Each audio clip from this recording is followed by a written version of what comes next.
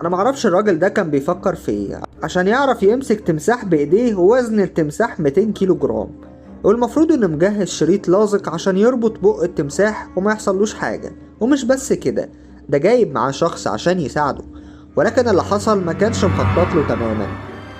الصراحة الموقف كان مرعب فعلا. الفيديو ده بيفكرك بشخص بيحاول يفتح علبة التونة،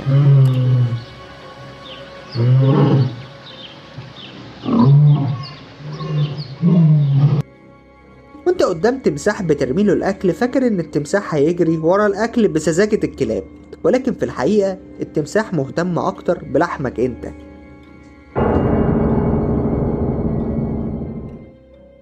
تجربة مؤلمة لما تزور صاحبك اللي بيربي الاسود واللي فاكر ان الاسود عنده زي الكلاب والقطط، ومعرفش يعني الكلاب والقطط اثرت في ايه